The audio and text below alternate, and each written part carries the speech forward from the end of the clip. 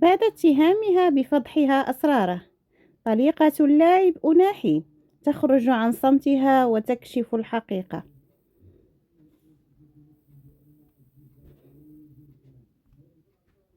بعد موجة من الاتهامات عن قيامها بفضح أسرارها مع أناحي وأنها لم تكن تزوجت، خرجت سارة إبريز الزوجة السابقة للاعب المنتخب المغربي عز الدين أناحي عن صمتها لتكذب الإشاعات التي يروجها عنها البعض بخصوص علاقتها بطليقها.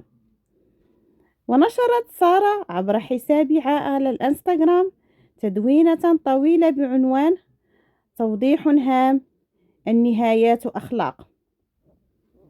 وقد قالت سارة: أريد أن أصحح بعدما يروج عبر مواقع التواصل الاجتماعي حول خطوبتي بعز الدين أناحي وحقيقة فضحي لأسراره. أريد أن أقول أنني كنت فعلا زوجته على سنة الله ورسوله، ولم أفضح أسراره، بالعكس، عز الدين أناحي إنسان خلوق ونعم الصديق والأخ والابن.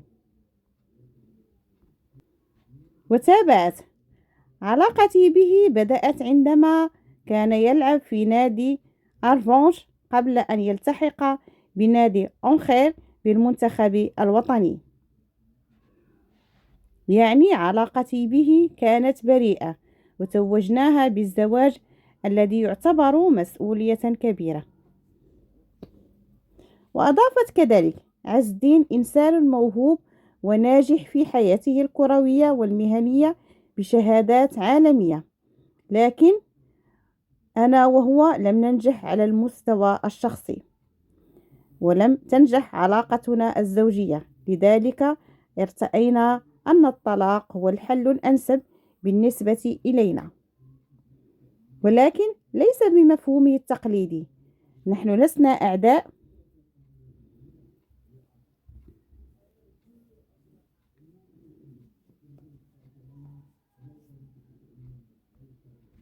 بالعكس، أصبحنا أصدقاء، نسأل عن بعضنا البعض ونشجع بعضنا، لأن فشل العلاقة الزوجية لا يعني نهاية العالم. وختمت قائلة: الحياة ليست رجلا، والحياة ليست امرأة، والطلاق ليس نهاية العالم، ولا يصبح بالضرورة كل من انفصلوا أعداء، فالنهايات أخلاق. صفحة الزواج بيني وبين أناحي قمنا بطيها منذ مدة. أتمنى منكم أن تحترموا هذا الأمر، لأنه يؤثر على أشخاص آخرين في محيطنا. وأرفقت سارة تدوينتها بنسخة من عقد زواجها بعز الدين أناحي حتى تؤكد حقيقة ما ذكرت. ونشرت أيضا صورة من محادثة جمعت به عندما كان مع المنتخب الوطني في قطر، وذلك تؤكد أنه لا وجود لأي خلاف بينهما.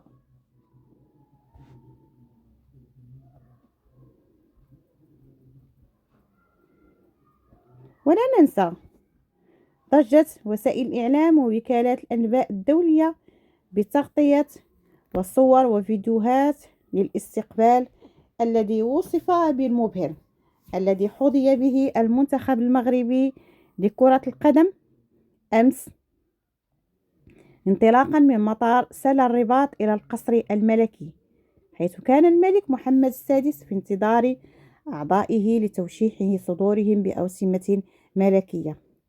واعتبرت وسائل الإعلام الدولية أن أسود الأطلس حظوا باستقبال أبطال كأس العالم، كما جاء في تقرير لصحيفة أرجنتينية التي غطت في وقت متزامن احتفالات الأرجنتين برفاق ميسي المتوجين بالبطولة، الذين استعانوا بالمروحية للخروج من وسط الحشود في العاصمة بويناس آيرس. في السياق نفسه، علق إعلاميون أرجنتينيون على هذه الاحتفالات في حساباتهم على مواقع التواصل الاجتماعي تويتر، حيث أرفق صحفي بإذاعة لا راديو ديل موندو مجموعة من الفيديوهات استقبال المنتخب المغربي بتغريدة قال فيها: هذه ليست بويناس آيرس، إنها الرباط، وهو التعليق ذاته التي أورده صفحة قناة آرتي في ديبورتي الإسبانية على الموقع ذاته.